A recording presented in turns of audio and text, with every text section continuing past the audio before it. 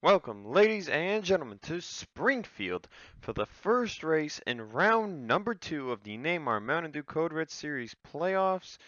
Well, technically not the first race. This is Heat Race. This is Heat Race 1. Don't be confused. This is not a clickbait title, guys. I'm kidding. Anyway, on the pole for Heat 1 by about 2.5 tenths is Andrew Rich, known local dirt track racer. Not much of a surprise he got the pole.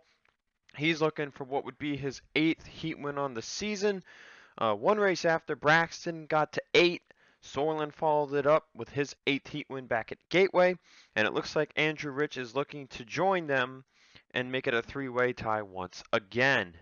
Right before we get to the command, Cold Deaver to his outside, Bright Jones row 2, Flickinger Zorlin row 3, Onjack, Brahmer, Sakuli, Tremblay. Drivers, start your engines!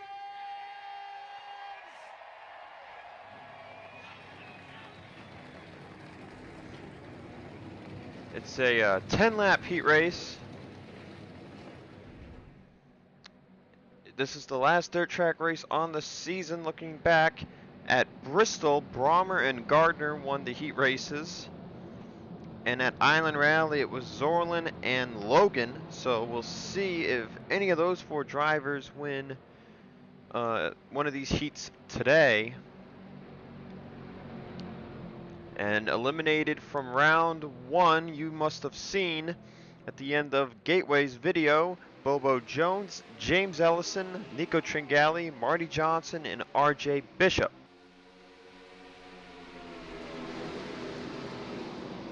Springfield's sure to be a wild track, as now Andrew Rich is side by side already with Eli Bright for the top spot. So from Heat 1 getting eliminated was Bobo Jones and, if I can find them, Jones and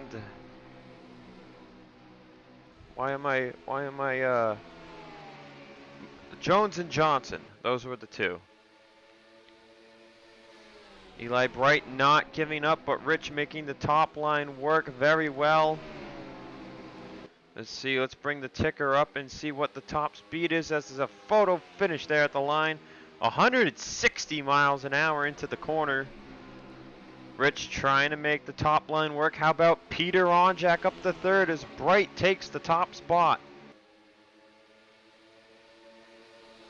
And Rich is going to get put to the top side by Onjack here too. So these heat races not going to take a long time. 26-second lap times around this 1 mile dirt oval. As Eli Bright is looking for his second heat win of the season. His only heat win came all the way back at Memphis. So Eli looking to change things as he tries to start off the second round of the playoffs with a bang. He has not won a race since Atlanta. So one main event win and one heat win. In comparison to his four teammates, he's really been the most underproductive car.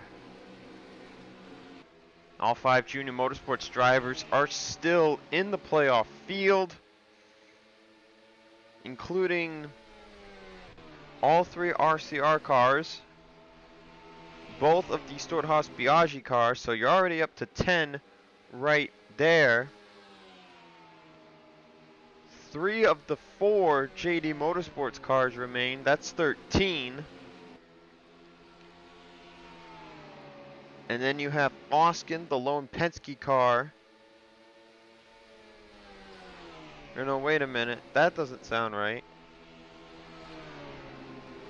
I think I miscounted somewhere. Hang on. Andrew Rich is challenging back. I'm just going to look at my point sheet.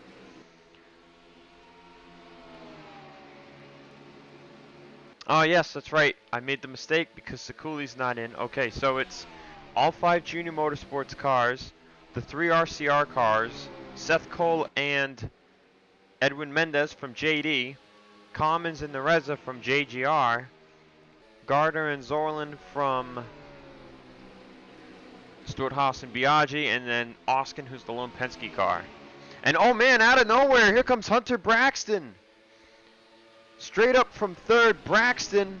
Don't believe he started in the top 10. And he's going to take the top spot away from Eli Bright. Man is flying.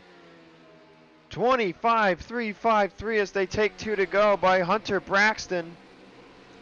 Came out of nowhere. I don't even know where he started for this heat. Bottom 4 cars, Magora, Jagger, Wild, and Cage. But Hunter Braxton came from somewhere in the back as he takes the white flag. Bright and Rich, his teammates, second and third. Deaver fourth. Zorlin in fifth. Sekuli, Nanako, Onjak, Commons, and Quinton Moore running the throwback car again. He and Martin Wild are running those throwback schemes one more time. But off of turn 4, Hunter Braxton's going to break the tie with Zorlin as he picks up his 9th heat win of the season. And I don't know where he came from. Reminder, Braxton has only won 2 main events this season. Could he get a main event win today? The only time he won a main event when he won a heat race was back at Rockingham. He won his second race of the season back at Vegas, which he did not win his heat race at. So, a lot of heat wins, but not a lot of main wins with them for Hunter Braxton. And missing the race will be Magora, Jagger, Cage, and Wild. So Wild not going to be able to show that car off again. Where did Braxton start? 13th place. Wow. So Braxton was able to make his way through the field in 10 laps and went on to win his 9th heat race of the season. If you couldn't tell, here in January, very, very cold, 22 degrees here in Springfield. Hopefully the weather maybe warms up a little bit. If not, it might actually get colder. But anyway, Fitzwater and Braxton continue to make every race legitimately, meaning top 20 and not falling back on provisionals, but Fitzwater can't do that anyway. We're going to get ready for Heat 2. Cavanero and Seth Cole have made every race. Seth Cole had to fall back on his provisional back at Gateway, but he has still made every race. And Cavanero, not in the playoffs, is going to look to make his 39th straight race as well, or 38th straight event. And yeah, I'll see you for Heat 2. Welcome back to Springfield. We're getting ready for Heat 2, and the clouds have come out, or come in rather, over the racetrack, and it has warmed up considerably from Heat 1. 42 degrees outside now here in Springfield. We'll see if it cools back down for the main event. But definitely going to be a little less power, but probably about the same. All these cars are a lot closer. The cloudy weather really picks up the horsepower, even though the weather has warmed up a lot. Anyway, let's get to your starting lineup here for Heat 2. Alan Cavanero and Dylan Young are on the front row. Johnny Gardner, Matthew Logan, row 2. Freshly eliminated drivers, Nico Tringali and James Ellison in row 3.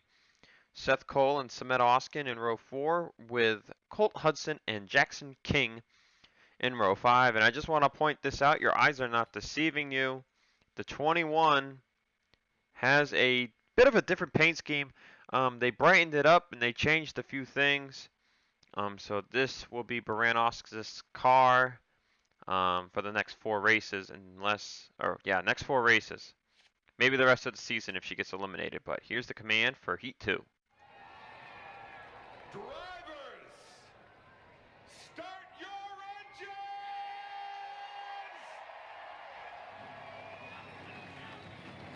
Oh, and it wasn't mentioned, I mentioned Ellison and Tringali. RJ Bishop, also from Heat 2, or in Heat 2, eliminated from the playoffs. And I believe Alan Cavanero has an issue.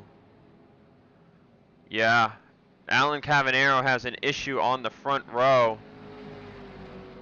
And he's going to come down pit road behind the pace car. And unless there's an accident, his his perfect streak is over. Gardner will take the front spot. That'll move Bishop up into the top 10. Green flag is out.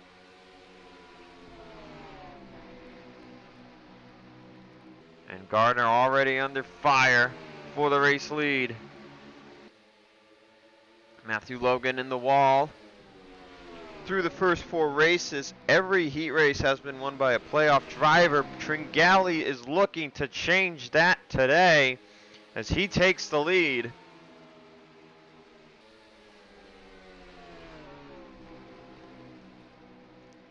Gardner fighting right back on the inside of the 16. Seth Cole trying to find a way to get in there. And Gardner peeking to the inside of Tringali, who's going to start on the front row with Hunter Braxton. Cavanero on pit road, right back out on the racetrack, but such a short amount of time. He needs an accident to take out at least 4 cars. If there's any playoff guys in there, though, he'll need more than 4. And that's going to be tough to come by at a track like this.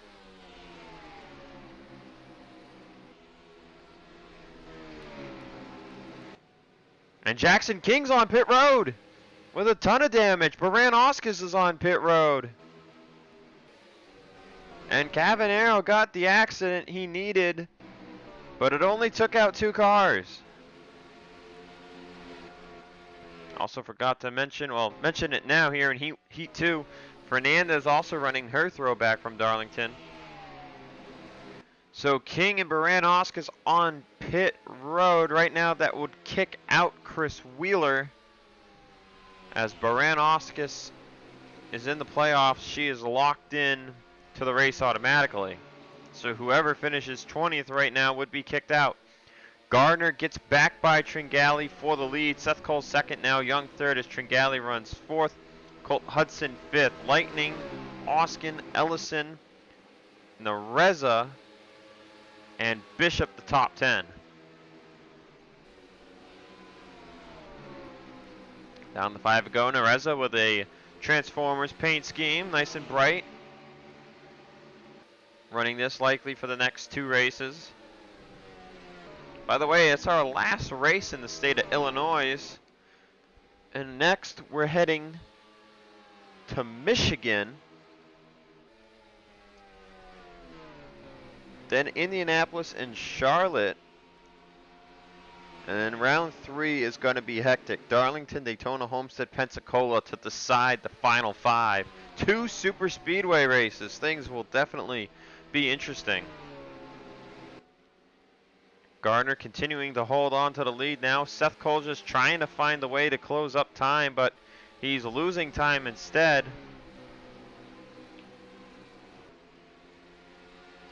Dale Lightning up to 5th place. Oskin 6th.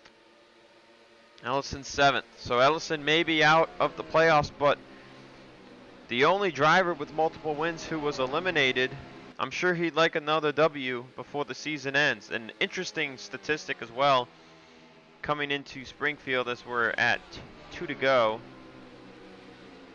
Every driver that was eliminated had a win. All our playoff drivers who are in without a win, Gardner, Commons, Nareza, and Oskin, they are still in the playoffs. So interesting how none of them were eliminated after the first round. White flag is out for Johnny Gardner, looking to start on the front row for what will be the 3rd time this season. It's been since Martinsville that Gardner has won a heat race. Down into turn 3. That all changes today as Johnny Gardner will get his 3rd heat win of the season.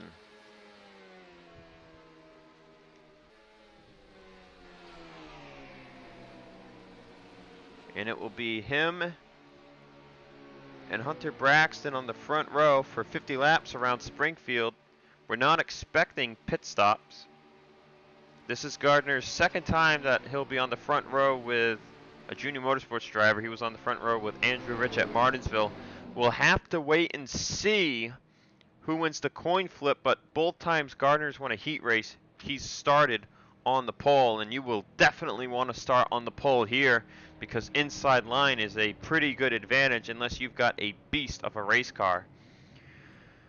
Officially missing the race. Oh wow, this is actually kind of complicated.